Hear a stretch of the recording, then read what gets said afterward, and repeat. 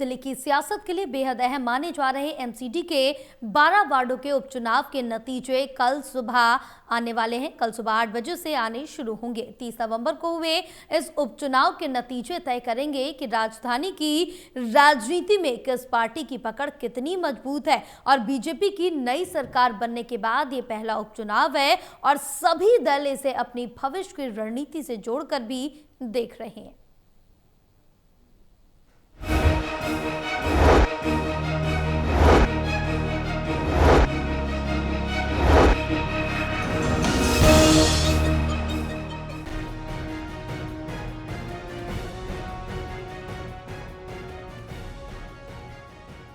तीनों ही प्रमुख राजनीतिक दल बीजेपी, आप और कांग्रेस ने नतीजों से पहले अपनी अपनी जीत के दावे कर दिए। बीजेपी की ओर से मेयर राजा इकबाल ने विपक्ष पर तंज कसते हुए कहा कि अब आम आदमी पार्टी खास आदमी बन चुकी है और उनके मुताबिक आम आदमी पार्टी को उपचुनाव में बुरी तरह हार का सामना करना पड़ेगा।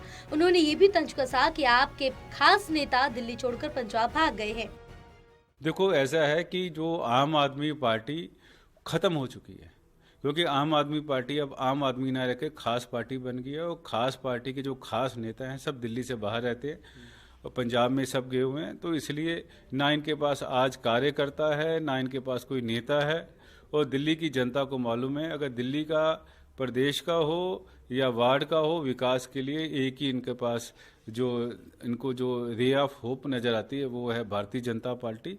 इसलिए दिल्ली की जनता, दिल से जनता भारतीय जनता पार्टी को पसंद करती है।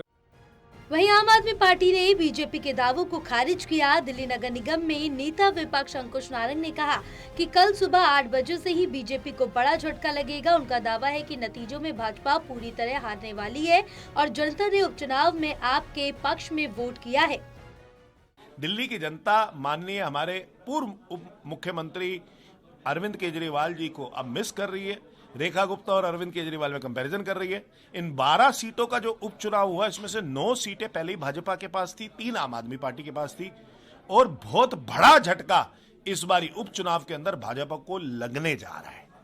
जो भी कह रहा हो कि 12 में से 12 सीटें भाजपा की आ रही हैं, तो कहिएगा कल रिजल्ट सुबह 8 बजे से जरूर देखे, उनकी कुर्सियां हिलती हुई नजर आ जाएंगी और दिल्ली की जनता इस बारी भाजपा को उसके झूठे वादों का जवाब दे देगी।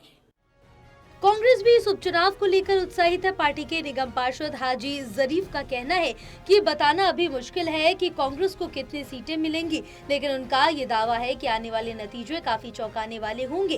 कांग्रेस ने भी सभी 12 वार्डों में अपने प्रत्याशी मैदान में उतारे थे। जो जनता का जो रुझान है और जो जनता ने जिस तरीके से अपना एक मत का परिचय दिया है, उस स्वाभाविक तौर पे वर्तमान की भारतीय जनता पार्टी की, जिनकी 9 महीने से दिल्ली में सरकार है, जिन्होंने लगातार एमसीडी में पिछले 15 वर्षों में भी और अब फिर लगातार उनका राज है, जिन्होंने 11 साल केंद्र में जिनकी सरकार है, उनके कुशासन के विरोध में वोट दिया है, उनके झूठे वादों के विरोध में किया है। वहीं दूसरी ओर आम आदमी पार्टी का भी अभी इन्होंने ताज़ा शासन देखा है। जनता ने 11 सालों में किस तरह से दिल्ली में बदहाल करने का काम इन्होंने किया है, जो कांग्रेस की सरकार ने दिल्ली को बनाई। अब लोग वापस वही कांग्रेस वाली दिल्ली चाहते हैं। हालांकि इन 12 सीटों से अब नजरें कल सुबह 8 बजे शुरू होने वाले मतगणना पर टिकी है। देखना ये होगा कि 12 वार्डों में से किस पार्टी ने सबसे ज्यादा सीटें अपने नाम की और उपचुनाव के नतीजे दिल्ली की सियासत में क्या नया समीकरण लेके आते हैं। सहयोगी मुकेश के साथ दिल्ली से विशाल सिंह की रिपोर्ट।